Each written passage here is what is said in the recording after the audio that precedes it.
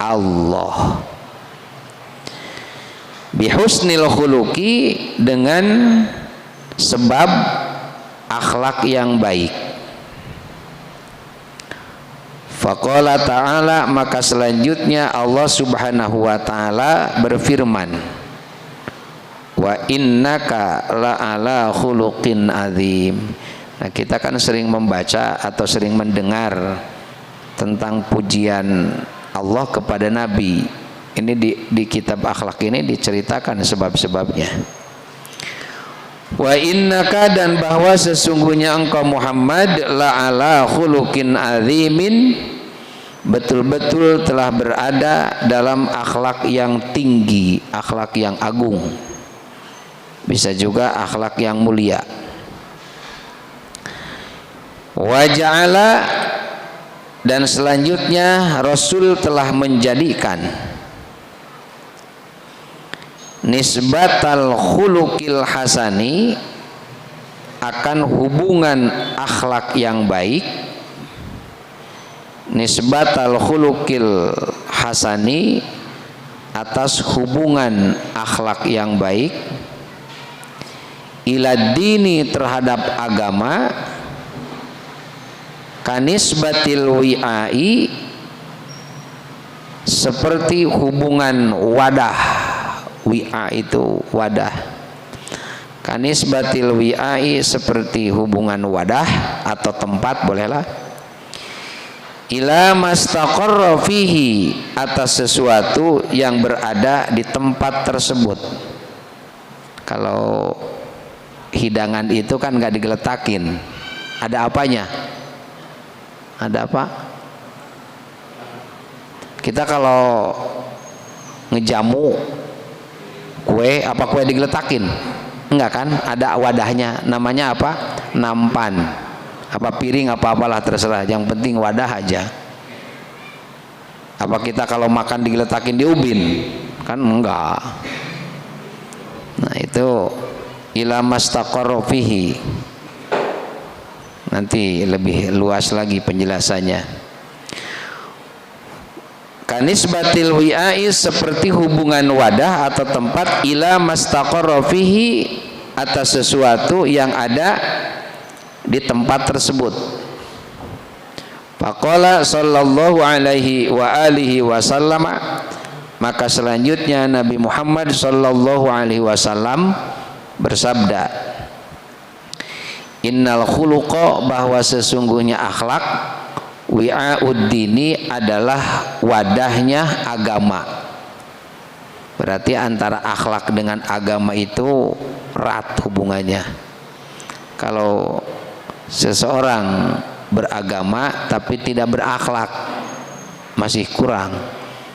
Atau berakhlak tapi tidak beragama, sama. Berarti dua-duanya harus satu jalur, harus dimiliki dua-duanya. Nah, baik, kita perhatikan uraian dari poin keempat setelah dibacakan secara makna kalimat. Setelah kita mengetahui dari urutan pertama, kedua, ketiga, bagaimana pentingnya kita menjadi manusia yang berakhlak dan pentingnya kita mempelajari akhlak. Bahkan kalau dalam uraian yang lalu itu merupakan kebutuhan yang sangat mendesak. Kadang-kadang kalau barang karena ada kebutuhan yang mendesak, dijualnya juga murah, dijual cepat. Nah, jadi kalau harganya 10 bisa di bawah 10. Akhlak itu saking pentingnya bisa mengalahkan yang lain-lainnya. Ilmu tinggi tidak berakhlak nggak berguna. Mendingan ilmu mumpuni tidak berakhlak, atau mendingan berakhlak tapi ilmu nggak mumpuni? Kalau pilihan ketiga mah berakhlak dan berilmu, tapi itu nggak jadi pilihan dulu. Itu mah memang semua kita juga kepingin. Tapi di saat yang satu, yang ketiga, urutan ketiga ini nggak punya ilmu, umpamanya punya ilmu dan berakhlak, nah ini nggak dijadikan pilihan dulu ya. Nah, pilihannya dua, berilmu tak berakhlak atau berakhlak tak berilmu. Milih yang mana? Berakhlak tak berilmu. Tapi yang lebih utamanya ya berilmu dan berakhlak. Nah, kalaupun mau milih di antara yang dua, itulah yang kedua. Yang penting berakhlak, walaupun ilmu nggak banyak. Daripada ilmu banyak nggak berakhlak, akhirnya kan ngerugiin orang. Itu yang pada korupsi itu nggak berakhlak itu. Ya, terserahlah dia mau pejabatnya apa, pokoknya mah nggak berakhlak aja udah. Mau marah, silakan aja marah. Ya, orang emang seperti itu. Firaun itu nggak berakhlak. Di hadapan Nabi, di hadapan Rasul Allah, nggak berakhlak. Akhirnya kan ditenggelamkan oleh Allah, habis segala-galanya. Maka kalau kita nanti suatu saat Allah berikan sesuatu tapi tidak berakhlak, jatuh dengan sendirinya. Maksud jatuh di sini bukan jatuh kita jatuh nyungsep, bukan.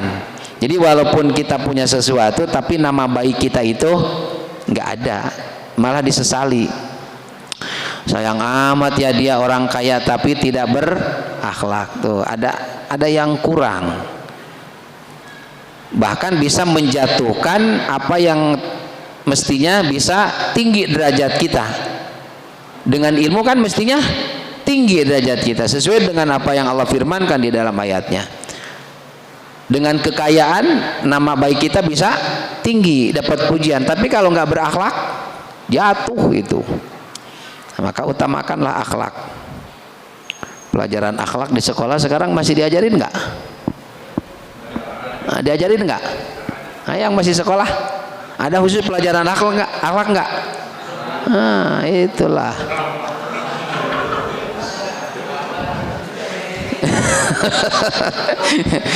Jangankan pelajaran akhlak sekarang, pelajaran yang lain juga diberhentiin sementara kan. Nah, makanya ijazah ya ijazah ya. Terus apalagi sertifikatnya ada, ijazahnya ada. Ya, kalau akhlak nggak berjalan mandek juga. Nah, mari yang keempat nih. Kita mencontoh kepada Rasulullah Sallallahu Alaihi Wasallam, panutan kita. Wa qad ja'ala an-nabiy sallallahu alaihi wa alihi wasallama al-ghayata min bi'tsatihi ilal khalqi nasra makarimil akhlak.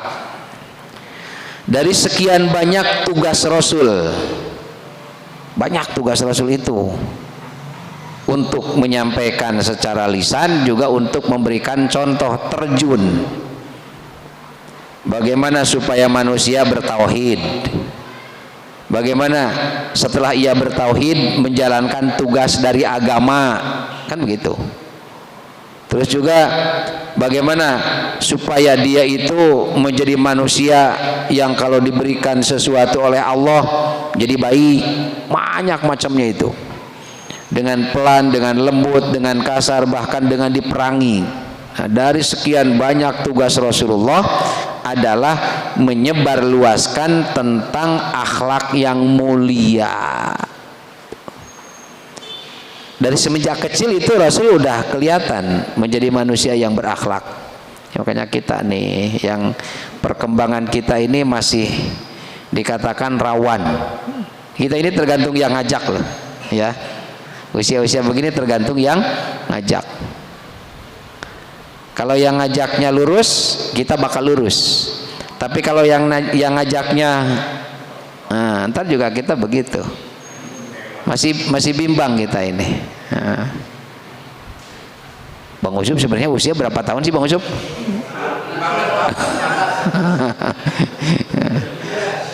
Jadi kita harus hati-hati, Jangan lepas kita ini. Seminggu aja dilepas ya. Artinya gini, tapi jangan coba-coba, jangan. Kalau kita dalam jangka seminggu nggak ngaji, nggak bergabung dengan kawan-kawan kita yang dalam pengajian, liar kita, itu bisa menghilangkan segala sesuatu yang setelah sekian lama kita dapatkan. Untuk itu hati-hati kita, hati-hati. harus bisa narik orang menjadi baik, jangan malah kita ketarik orang jadi jelek. Jangan. Kalau dalam prediksi kita, saya sih bakal bisa ngajak dia, silakan kita deketin. Tapi kalau yang malah tadinya enggak ngerokok jadi ngerokok, begitu bergabung sama perokok, jangan deket-deket kita. Tapi kalau kita bisa jadi yang tadinya ngerokok jadi berhenti ngerokok, silahkan. Tapi rata-ratanya gimana? Yang tadinya ngerokok jadi, yang tadinya enggak ngerokok jadi, orang namanya juga ditraktir dulu. Enak kok ngerokok gratis ya. Ujung-ujungnya kan nanti gitu. Mancing-mancingnya kan gampang aja. Hati-hati.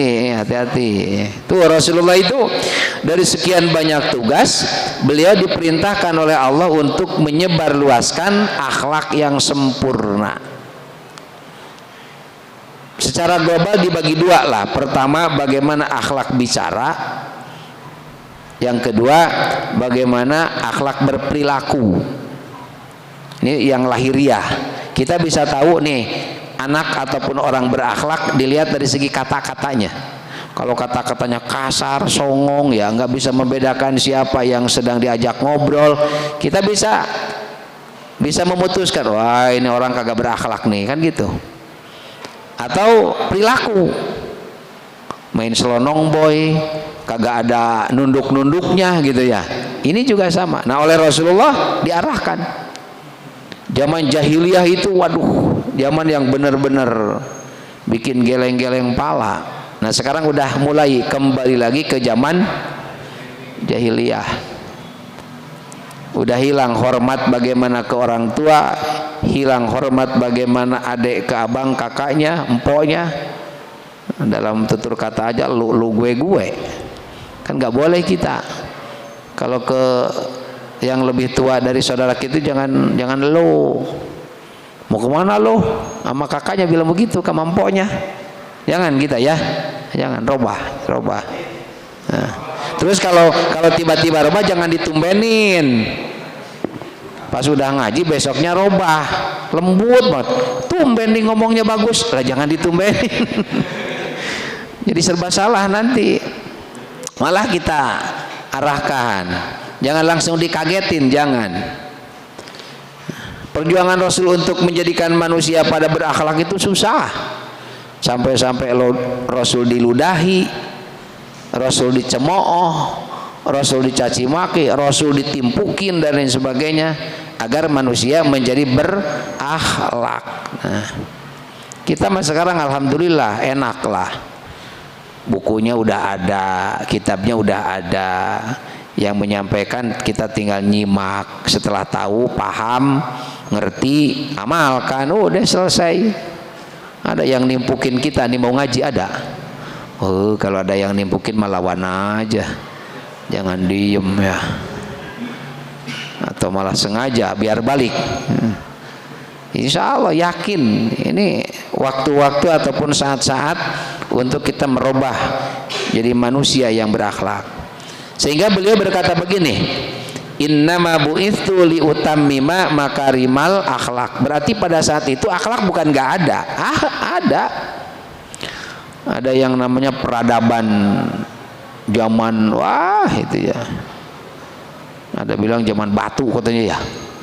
Saking tidak adanya yang mengarahkan. Bagaimana hormat ke orang tua, bagaimana hormat ke saudara, bagaimana hormat ke orang lain itu nggak ada, karena tidak ada yang mengarahkan. Begitu Rasul lahir, Rasul tumbuh besar, menginjak usia dewasa, nah baru Allah kasih tugas. Muhammad, kau harus merubah akhlak manusia yang tadinya berantakan, nggak karu-karuan, menjadi manusia yang berakhlakul karimah, disempurnakan. Kita juga udah pada berakhlak sebenarnya, udah. Hanya kadang-kadang kalau minta duit ke orang tua, bagaimana bahasa kita? Ayo, mah minta duit, kan gitu ya. Berakhlak nggak? Enggak. Duduk dulu kan gitu ya. Ini mah orang tua lagi duduk, kita minta duit sambil berdiri, mau minta duit dong. Itu nggak sopan, nggak sopan. Duduk dulu kita, nanya dulu, ngobrol, nah baru kita sampaikan. Malah ini mah sambil kayak kucing lagi berantem, nggak jelas ngomongnya. Sampai nyumpahin sama orang tua. Waduh, orang tua disumpahin. Kalau kita nyumpahin orang tua, naudzubillah, jangan sampai, naudzubillah. Walaupun tidak dijawab oleh orang tua, itu kita udah kena, itu udah kena dari kata-kata kita yang tidak baik, yang tidak bagus, yang tidak sopan di hadapan orang tua. Duduk dulu kita.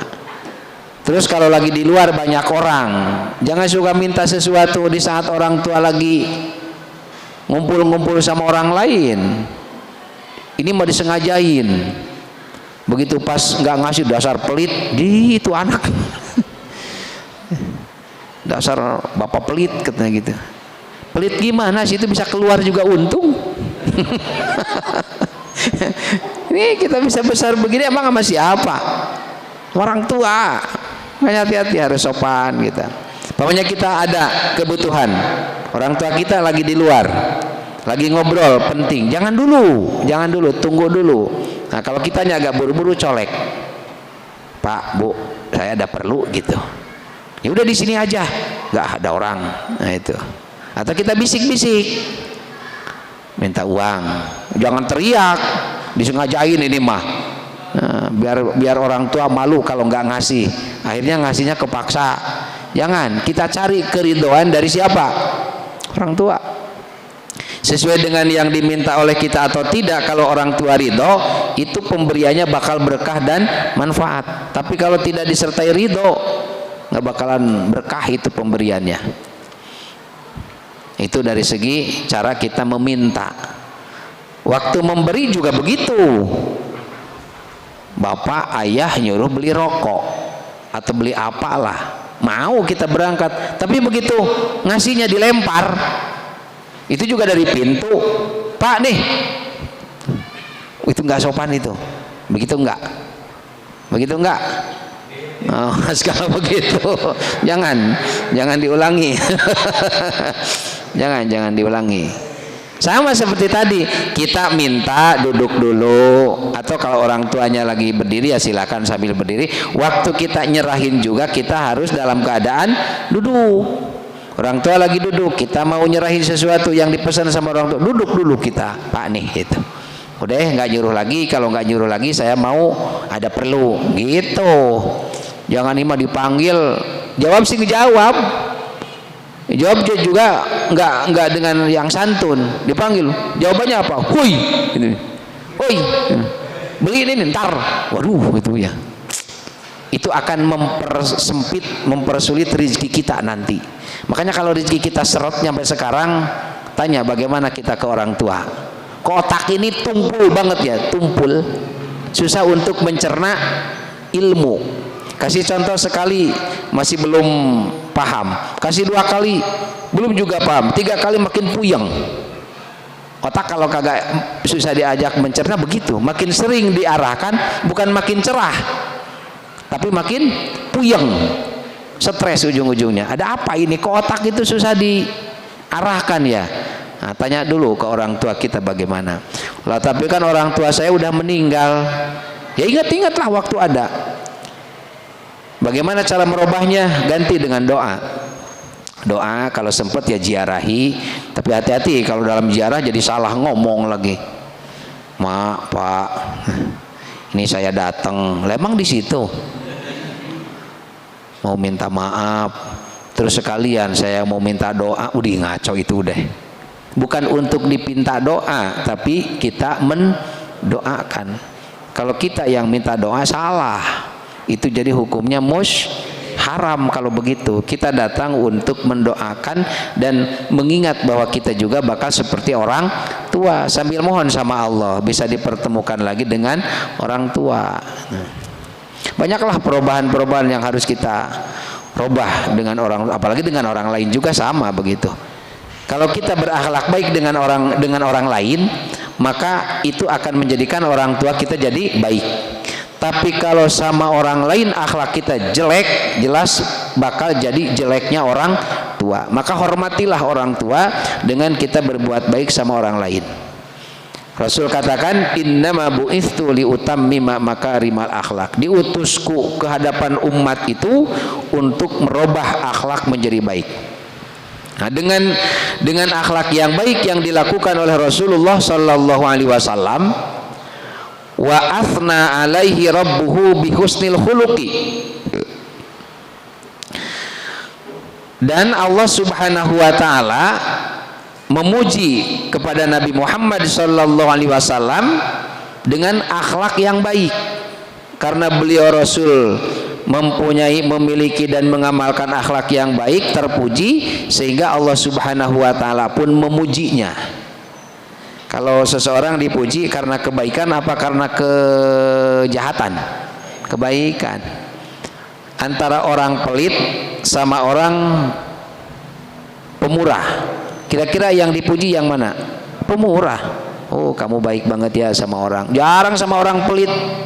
Si anu cakep ya orangnya. Kenapa emang? Pelitnya ampun deh. Nggak bilang cakep kalau sama orang pelit, malah dijatuhkan, disesali keberadaannya. Karena akhlak Rasul itu baik kepada sesama, dalam keluarga, dan terhadap siapapun yang datang dan dekat, mau kenal apa nggak kenal, Rasul baik gitu. Allah turunkan ayat, wa innaka la'ala khuluqin azim. Dan sesungguhnya engkau Muhammad adalah merupakan hamba yang betul-betul mempunyai akhlak yang agung, akhlak yang tinggi. Makanya kalau kita ingin dipuji oleh Allah Subhanahu wa taala, jadilah hamba yang berakhlakul karimah. Kan begini, di saat Allah senang kepada seseorang karena akhlaknya, Allah panggil malaikat Jibril. Ya Jibril, Jibril, sini kau. Kamu harus tahu bahwa kami sedang memuji si fulan. Lalu bagaimana ya Allah, kau harus memuji dia. Lalu kau suarakan di seluruh langit. Kenapa dikatakan seluruh langit? Langit ada berapa tingkat? 7 tahapan, 7 lapis langit. 1, 2, 3, 4, 5, 6, 7, bahkan ada makhluk-makhluk lainnya. Nah, itu malaikat Jibril berteriak, menyuarakan, biar malaikat-malaikat yang ada di langit tahu bahwa Allah sedang memuji si A gitu. Muji semua tuh. Ya pujiannya nggak harus kedengeran sama kita. Perasaan nggak pernah saya dipuji oleh Allah walaupun habis sholat. Ya jangan. Taunya bahwa Allah memuji kita nanti di hari akhirat. Kalau sekarang kita nggak bakalan tahu. Allah benci, Allah seneng, nggak kelihatan secara kasat mata. Nah, begitu selesai malaikat Jibril menyuarakan pujian kepada seseorang yang berakhlakul karimah, disuruh lagi malaikat Jibril, kau turun ke bumi dari langit pertama tuh, kau suarakan, beritahu mereka makhluk yang ada di bumi bahwa kami sedang memuji si fulan. Disuarakan. Akhirnya orang yang ada di sekitar, kalaupun paham makhluk-makhluk yang ada di sekitar, itu akan memuji hambanya, hamba Allah yang berakhlakul karimah. Dipuji nanti tuh, nggak harus diminta. Bahkan kalau kita minta dipuji orang malah jadi jelek. Sini loh. Sini loh. Kenapa? Pokoknya kau harus muji saya. Itu bahkan itu bukan akhlak yang baik yang begitu. Kau pingin dipuji maksa ya. Nah, akhir zaman itu banyak yang ingin dipuji, betul, banyak itu yang nyalonin jadi pemimpin itu kan sampai dipesen-pesen datang ke percetakan ya, datang ke percetakan bikin formatnya tuh bahwa si A ini orangnya amanah, tapi dipesen amanah, baik, tanggung jawab, terus apa lagi ya. Coba kalau tiba-tiba pendukungnya lalu bilang ke orang yang didukungnya, si bapak ini orangnya tidak jujur, khianat, wah macam-macam, pelit umpamanya ya, dibikin spanduk, kira-kira marah apa enggak? Marah. Jangankan yang begitulah, kita dibilang dasar pelit sama temen aja enak gak digituin? Makanya jangan pelit. Ini giliran dibilang dasar pelit, marah, padahal mah pelit dia.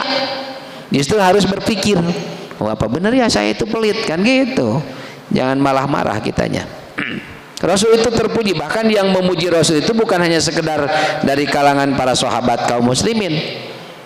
Kalangan orang kafir pun ada yang memuji Rasul, tapi karena kesombongannya dia tidak mau menjadi pengikut Rasul. Nah, mari kita arahkan kita menjadi pribadi yang benar-benar berakhlakul karimah, supaya Allah memuji, lalu malaikat pun memuji, dan semua makhluk yang ada di muka bumi pun memuji kepada kita. Hanya kita jangan berharap dipuji orang, tapi kalau ingin dipuji Allah silahkan, karena kita berhubungan langsung sama Allah. Wa ja'ala nisbatal khuluqil hasani ila dini kanisbatil wi'ai ila mastaqarra fihi. Lalu Rasulullah sallallahu alaihi wasallam menjadikan ada hubungan, ada keterkaitan antara akhlak yang baik dengan agama. Akhlakul karimah dengan dinul Islam itu ada hubungan yang erat. Bahkan beliau jadikan contoh antara wadah dengan sesuatu yang biasa dan bisa dimasukin ke wadah tersebut. Gelas buat apa? Ini yang biasanya aja ya, yang biasanya. Gelas buat air minum, buat air aja deh. Terus nampan fungsinya buat segala macam ya. Nampan tuh. Piring. Apapun yang bisa disimpan di itu piring, piring nerima. Dan kalau begini, piring ada, terus makanannya disimpan di samping piring, digeletakin. Bagaimana penilaian kita?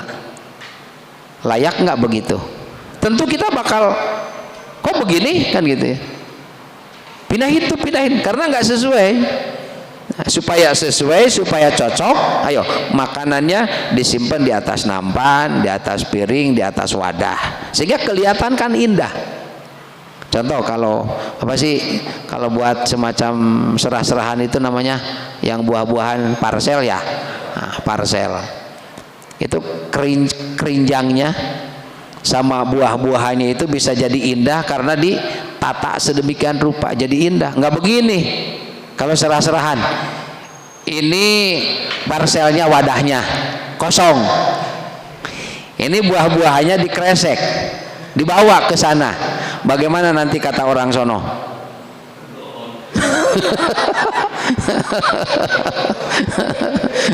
Kan nggak begitu. Semahal dan seindah apapun buahnya, tapi kalau dibawanya parsel wadahnya kosong, buahnya dikeresek dibawa ke sana, orang yang di sana juga kaget. Ini kapan jadinya nih orang kan gitu ya. Tapi walaupun buah-buahnya enggak mahal, biasa-biasa aja, masukin ke tempat, ke keranjang itu, keranjang parsel itu, ditata sedemikian indah, ditutup pakai plastik gitu ya. Plastiknya juga bukan plastik yang bagus. Terus pakai pita kan segala macam, padahal mah buahnya buah asem nggak karu-karuan itu ya. Tapi begitu dilihatnya indah, orang bakal tertarik. Oh iya. Nah inilah salah satu cara untuk menunjukkan bahwa ternyata agama apabila tidak dipoles dengan akhlak itu masih kurang. Keislaman kita, cakep. Pokoknya arkanul Islam itu yang kita mampu kita jalani. Baca syahadatnya cakep, paseh banget. Sholatnya orang memuji. Puasanya nggak pernah bolos. Ya walaupun yang 2 belum nih. Ya. Ini walaupun yang 3 bagus, tapi kalau kita tidak berakhlak jatuhlah ketiga-tiganya. Keluar dari masjid, padahal berjamaah terus. Tapi ucapan kita ini benar-benar kasar. Begitu tahu, kok begini ngomongnya tuh. Nilai kita sebagai orang yang sholat jatuh dengan sendirinya. Jadi agama kita ini memang harus dipoles, harus dihias, harus didandani, Katakanlah aksesorisnya agama itu adalah akhlak. Dan begitu juga sebaliknya. Poci kopi umpamanya, terus di situ ada piring, tetap yang kita tanyain apa? Untuk itu kopi, untuk nuangin kopi, gelas. Mana gelasnya? Udah itu aja. Apaan? Piring. Ah, yang bener aja, malah dimarahi kita karena nggak cocok. Nasi sebakul, yang ada gelas. Kira-kira kita nanyain piring apa enggak? Nanyain piring. Mana nih piringnya? Udah itu di gelas aja makannya. Wah, sableng itu ya, nggak beres gitu ya. Nggak beres gitu. Jadi harus sesuai segala sesuatunya. Ini pakaian kita, ada pakaian untuk laki, ada pakaian untuk perempuan. Kalau tiba-tiba usul pakai daster, gimana? Enggak sesuai. Walaupun tutup aurat, walaupun tutup aurat, karena memang udah bagian-bagiannya. Kita pakai peci. Ini kita di masjid nih, pakai topi, bukan peci, pakai topi. Pantas enggak? Ditegur kita. Tapi kalau kita keluar pakai peci, oh cakep kan gitu. Kita ini jangan dibiasakan pelontos katanya kan gitu ya. Nah, disesuaikan kita. Susah untuk menyesuaikan diri, itu susah. Kita ini harus dengan siapa, harus bagaimana. Jadi kita tahulah, kita tahu. Jangan sok-sokan. Ada istilah sok-alim ya. Sok-alim. Bukan berarti kita nggak boleh bagus, bukan. Bagus, tapi sesuaikan. Jadi jangan sampai kalau berpakaian itu pakai gamis, pakai apa nih?